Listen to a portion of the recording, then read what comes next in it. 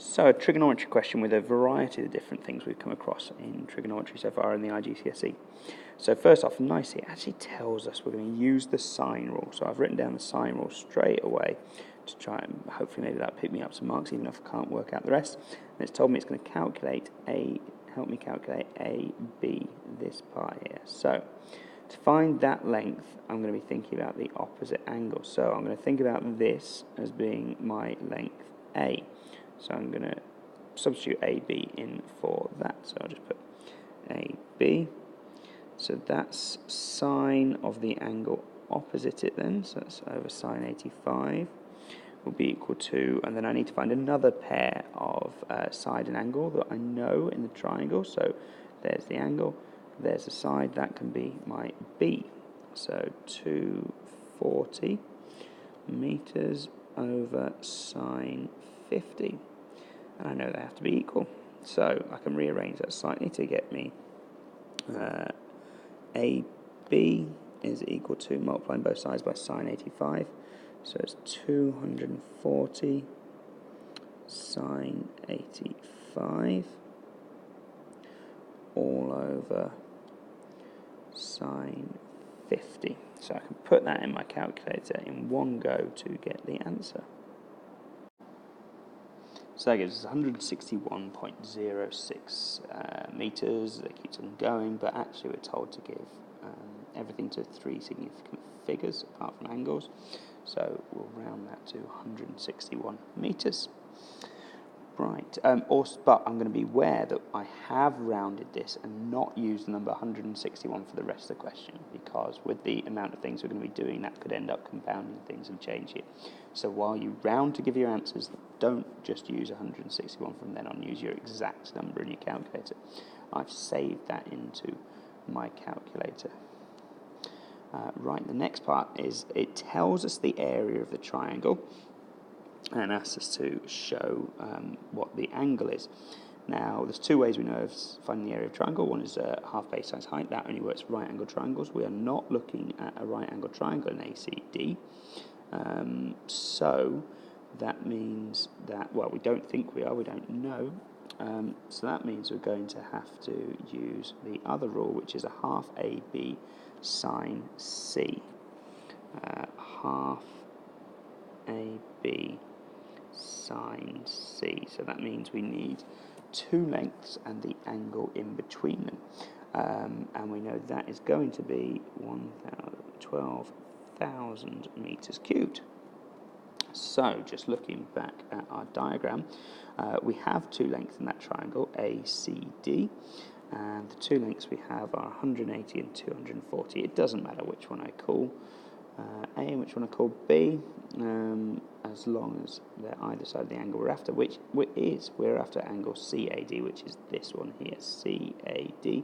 It's the angle trapped between those three letters. So I'm going to plug these two numbers into my equation and rearrange. So that's those numbers substituted in.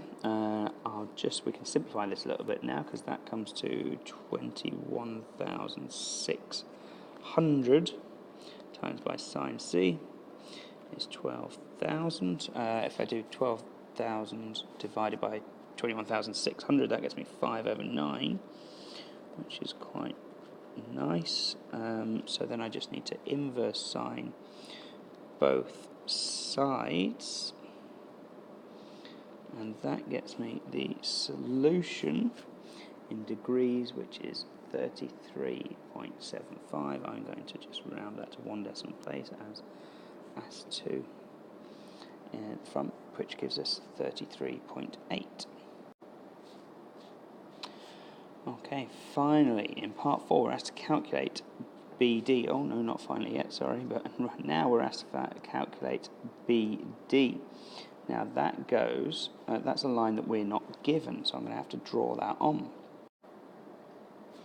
And there it is, magic. I've also drawn on the, without units, naughty Mr. Sharp, I've actually drawn on the two bits of information we've been asked to calculate so far in the question. I think that's a really useful idea, generally a very useful technique.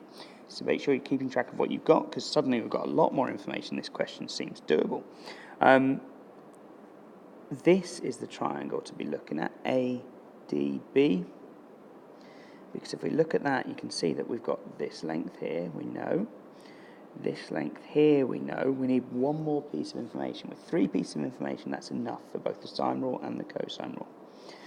If only we had this whole angle here, but we can work that out. In this other triangle, ACB, we know there's 180 degrees, and there's 125 of them used so far, leaving a further 45 degrees, meaning we know that size there, as well as the 2 lengths. Now, I'd just say it's important we don't round too much as we go through. I don't want to use 33.8. I want to use the exact answer, which saved in my calculator when we finished this question here. And I don't want to use 161. I want to use the exact answer from here and then plug that into my calculator. So now we have a triangle with, we know 2 sides, 1 angle, and we want to work out that side. That means it's a cosine rule question. So I'm just going to write down the cosine rule and write in the rough versions of what we've got. Okay, filling this in. My a squared. Now, a is what I'm after. I don't know what it is. It's the unknown. It is BD. B and C can be either of the lengths we had above, either the 180, which was one side of the triangle, or the other side of the triangle, which is what we worked out before, 161.06. Again, I'm not going to use that exact number. Although it would be really close to being accurate, I'm going to use what I saved in my calculator. So just to talk about that quickly, that's my side A. My other 2 sides are B and C. Right, back to filling in my equation.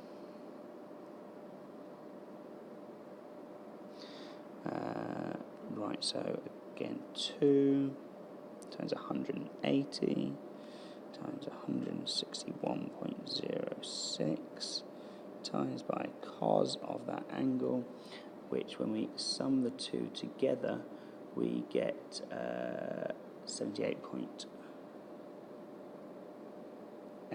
I'm going to call it there, but I'm going to use the exact value I've saved in my calculator. I hope I've said that enough. Now I've just got to slap all of that into the calculator in one go, and what I get as it comes out is around 47,000. That's not the answer though. Hopefully you'll have noticed it would seem odd that one of the lengths was 47 kilometres when the rest of them were miles off there. We've got to square root that, and what I get at the end of that, when rounded to 3 significant figures, is 217 metres.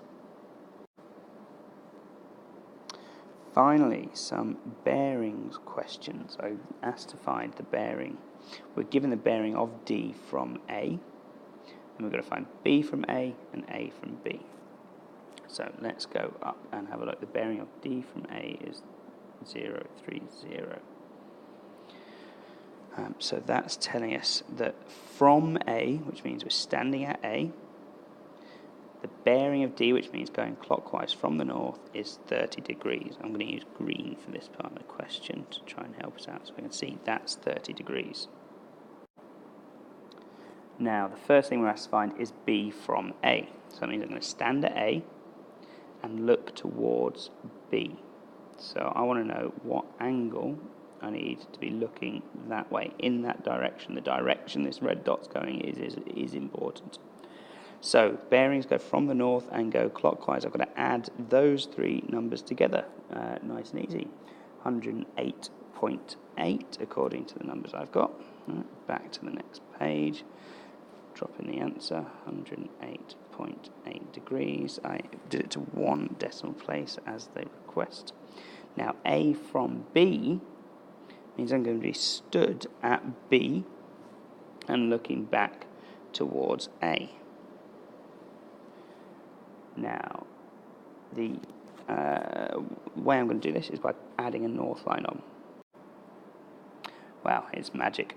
I've also added on a dotted line down here because we've now got two parallel lines and we can start to use the maths. Now, the easiest way to think about return bearings is to go back the way you were coming from. If you're going from A to B, we said we're on a bearing of 108.8, you want to turn around and come back. So you just need to add 180 onto it. The reason that works mathematically is that due to parallel lines, our bearing down here is also going to be 108.8. It's a corresponding angle to that between that. And then I just need to add on this extra 180 degrees down here. So return bearings, to turn back round the way you came, you just need to add 180 degrees. So that's 288.8 degrees. Long video there. I feel very sorry for you if you had to watch the whole lot.